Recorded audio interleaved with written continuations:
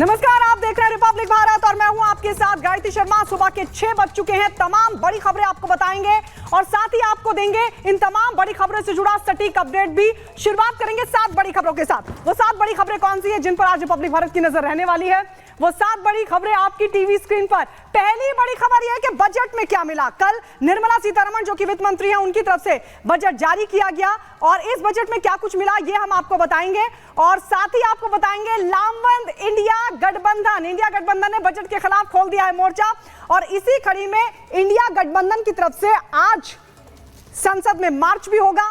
तो वहीं दूसरी तरफ शंभू बॉर्डर पर सुप्रीम कोर्ट में सुनवाई भी होनी है और इस सुनवाई को लेकर क्या कुछ रह सकता है सुप्रीम कोर्ट का रुख, ये भी आपको बताएंगे। और साथ ही आपको ये भी बताएंगे कि सुप्रीम ऑर्डर पर आखिरकार कैसे सियासत लगातार जारी है। और साथ ही आपको ये भी बताएंगे नापाक आतंकी नहीं बचेंगे, अब क्या बन चुका है प्लान आतंकियों के खात्मे का। इसके अलावा जानकारी देंगे आपको पाक को अफगानी झटका आखिर कैसे लगा है। इसके अलावा बड़ी खबर यह भी कि हिंदुस्तान में दरिया ही दरिया, देश के अलग अलग हिस्सों में लगातार बारिश का जो प्रकोप है वो जारी है। तो ये 7 बड़ी खबरें, इनसे जुड़ा अपडेट आपको बताएंगे। और शुरुआत करते हैं आइए सबसे बड़ी खबर के साथ। बड़ी खबर है कि कल बजट पेश किया गया लेकिन अब इंडी गठबंधन इस बजट के खिलाफ मोर्चा खोल रहा है। आपको बता दें आज इंडी गठबंधन बजट के खिलाफ संसद परिसर में आज इंडी का प्रदर्शन होने जा रहा है। बजट को लेकर इंडी गठबंधन का सीधा आरोप है कि अधिकांश राज्यों के साथ भेदभाव किया गया। सिर्फ आंध्र प्रदेश बिहार को ही सबसे ज्यादा बजट दिया गया है। कुर्सी बचाने वाला बजट विपक्ष ये बता रहा है और इसी कड़ी में आज इंडी गठबंधन के जो नेता हैं वो संसद परिसर में विरोध प्रदर्शन करने वाले हैं। बजट को लेकर इंडी गठबंधन ने सीधा आरोप लगा दिया, कहा है कि निर्मला सीतारमण ने जो बजट पेश किया है वो कुर्सी बचाओ बजट है। इसके अलावा उन्होंने कहा कि अधिकांश राज्यों के साथ भेदभाव किया गया है। तो ये जानकारी आपको दे दें कि बजट कल पेश किया गया और इसी कड़ी में इंडी गठबंधन ने अब मोर्चा खोल दिया है और इंडी गठबंधन इसके खिलाफ आज विरोध प्रदर्शन कर रहा है।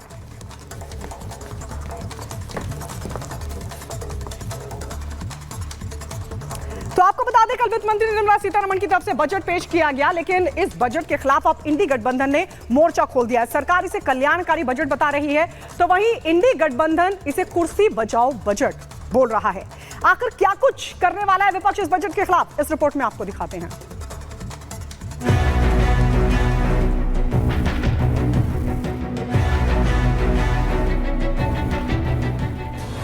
पीएम मोदी के तीसरे कार्यकाल का पहला बजट मंगलवार को पेश हुआ तो पूरे देश से मंगल कामनाएं आई। किसानों और मिडिल क्लास ने जहां बजट को लेकर खुशी जताई तो वहीं बिहार और आंध्र प्रदेश जैसे राज्यों के मुखिया ने बजट की खुलकर तारीफ भी की। राज्य का दर्जा कह रहे थे और अगर विशेष राज्य का दर्जा बहुत उनका था कि पहले से बंद कर दिया गया है इसलिए, तो उसके चलते एक सहायता के लिए बिहार के विकास के लिए मदद होना चाहिए बिहार को, तो वो तो करना शुरू कर दिया। हालांकि बिहार को अपना बहुप्रतीक्षित हिस्सा मिलने से जहां सीएम नीतीश कुमार गदगद नजर आए तो वहीं कुछ चीजों की कीमतें भी बढ़ी। लेकिन मुख्य तौर पर बजट को देखें तो मोदी सरकार ने इस बजट में मोटे तौर पर शिक्षा से लेकर हर जरूरी चीजों पर फोकस किया।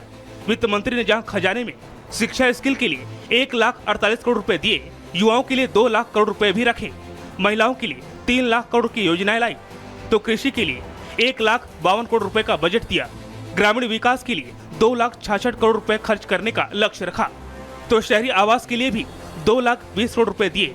कुल मिलाकर बजट को बैलेंस रखा गया। लेकिन सरकार का यह बजट विपक्ष को बिल्कुल रास नहीं आया। उन्होंने सीधा सरकार के खिलाफ मोर्चा खोल दिया।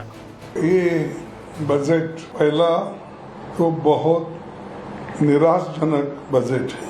ये अपना सिंहासन बचाने के लिए ये बजट किया गया है। ये बजट नाउम्मीदी का पुलंदा है और इन हालातों में भी इंसान कैसे जिंदा है, सवाल तो ये है कि महंगाई कैसे कम हो, बेरोजगारी वही की वही है और जिन सरकारों ने और जिन सरकारों के फैसले की वजह से बेरोजगारी बढ़ी है वो आज बेरोजगारी कैसे खत्म करेंगे। एक तरफ बजट से जहां युवाओं के लिए रोजगार की बात की गई, दूसरी तरफ बजट में महिला सशक्तिकरण का भी ख्याल रखा गया। शहर से लेकर ग्रामीण और किसानों से लेकर शहरी वर्ग के कल्याण पर बजट का फोकस रहा। सोना, चांदी, मोबाइल, कैंसर की दवाएं, सोलर पैनल भी सस्ते हुए। लेकिन विपक्ष ने इस बजट को नाउम्मीदी का पुलिंदा बताकर खारिज कर दिया और तो और पूरा विपक्ष लामबंद होकर बजट के विरोध में आज सदन में हंगामा करने की प्लानिंग करके बैठा है। सवाल है, जब सरकार भारत को दुनिया की तीसरी सबसे बड़ी अर्थव्यवस्था बनाने की मजबूत नींव रखने की कोशिश कर रहा है, तो आखिर यह हंगामा क्यों? Bureau report, Republic Bharat. और अब इस वक्त की बड़ी खबर कि शंभू बॉर्डर खुलेगा या फिर नहीं। आज हो जाएगा फैसला, क्योंकि सुप्रीम कोर्ट में हरियाणा सरकार की अर्जी पर आज सुनवाई होने वाली है। हाईकोर्ट के फैसले को हरियाणा सरकार ने चुनौती दी है और इस पर आज सुप्रीम कोर्ट पूरे मामले पर सुनवाई करेगा और यह तय होगा कि क्या शंभू बॉर्डर खुलेगा या फिर नहीं। शंभू बॉर्डर पर सुप्रीम कोर्ट में आज सुनवाई होने वाली है। यह बड़ी खबर आपको बता दें, शंभू बॉर्डर पर हरियाणा सरकार ने अर्जी दाखिल की है और इस अर्जी पर आज सुप्रीम कोर्ट सुनवाई करेगा। हाई कोर्ट ने जो भी फैसला दिया था उसको लेकर असल में सुप्रीम कोर्ट का दरवाजा हरियाणा सरकार ने खटखटाया और इसी कड़ी में सुप्रीम कोर्ट आज इस पूरे मामले को लेकर सुनवाई करेगा, तय करेगा शंभू बॉर्डर खुलेगा या फिर नहीं। आइए इसी पर रिपोर्ट आपको दिखाते हैं। हरियाणा सरकार शंभू बॉर्डर को खुलवाने की पंजाब और हरियाणा हाईकोर्ट के फैसले को सुप्रीम कोर्ट में चुनौती दी है। आज इस पर देश की सर्वोच्च अदालत में सुनवाई होगी। पंजाब हरियाणा हाईकोर्ट ने एक सप्ताह में नेशनल हाईवे 1 पर शंभू बॉर्डर को खुलवाने का आदेश जारी किया था। इस आदेश की मियाद आज पूरी हो रही है। कानून व्यवस्था का हवाला देते हुए हरियाणा सरकार ने इस आदेश को सुप्रीम कोर्ट में चुनौती दी है। उधर किसान इस बात पर अड़े हैं कि बॉर्डर खुलते ही वो सीधे दिल्ली की ओर कूच करेंगे। वहीं हरियाणा की बीजेपी सरकार किसी कीमत पर उन्हें बॉर्डर से आगे जाने की इजाजत देने के मूड में नहीं है। यही वजह है कि सरकार ने सुप्रीम कोर्ट का रुख किया है।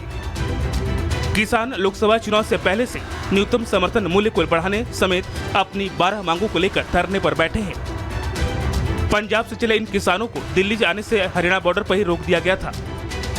Bureau report, Republic Bharat.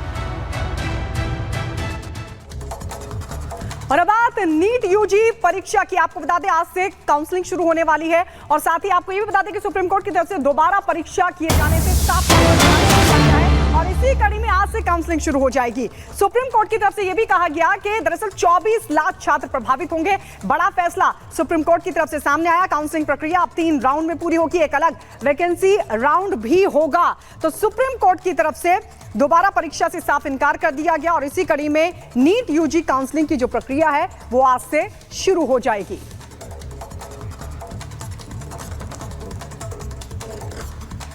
Supreme court ने साफ कह दिया है कि जो नीट परीक्षा है वो फिर से नहीं कराई जाएगी, दोबारा परीक्षा नहीं होगी। सुप्रीम कोर्ट ने उन सभी पिटीशंस को भी खारिज कर दिया जिसमें नीट का एग्जाम दोबारा कराने की मांग की गई थी। फैसला सुनाते हुए सीजीआई की बेंच ने कहा कि ये सच है कि पेपर लीक हुआ है, लेकिन ये लोकल लेवल पर था, बड़े पैमाने पर पेपर लीक के पर्याप्त सबूत नहीं है। सुप्रीम कोर्ट ने अपने फैसले में और क्या कुछ कहा, रिपोर्ट देखिए।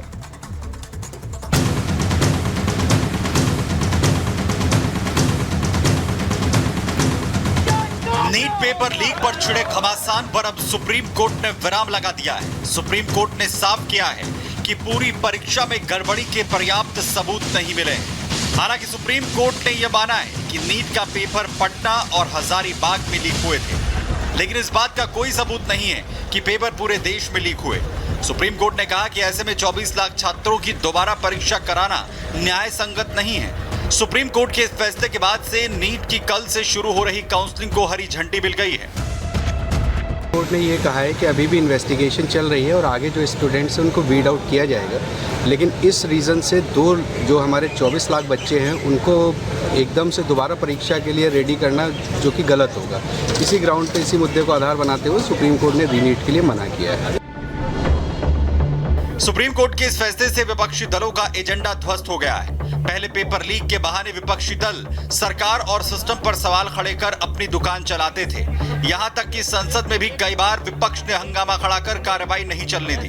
लोकसभा में नेता विपक्ष राहुल गांधी ने शिक्षा मंत्री धर्मेंद्र प्रधान पर कई बार हमले किए, लेकिन अब सुप्रीम कोर्ट ने साफ कर दिया है कि नीट यूजी की परीक्षा दोबारा नहीं कराई जाएगी। सुप्रीम कोर्ट के इस फैसले से विपक्ष के पैरों के नीचे की जमीन खिसक गई है। अब विपक्षी दल सुप्रीम कोर्ट पर भी दबाव की बात कह रहे हैं।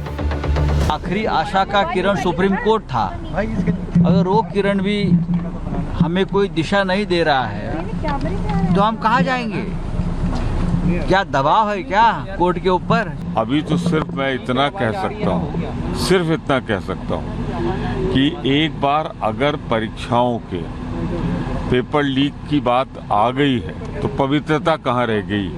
पवित्रता तो नष्ट हो गई।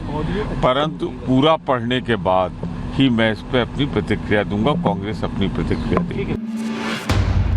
नीट पेपर लीक पर सुप्रीम फैसले को लेकर बीजेपी ने विपक्षी दलों पर हमला बोला है। बीजेपी नेताओं ने कहा है कि सुप्रीम कोर्ट के फैसले से साफ हो गया है कि नीट का पेपर लीक नहीं हुआ, लेकिन नीट पेपर लीक के मुद्दे को लेकर विपक्षी दलों ने अपनी सियासत खूब चमकाई।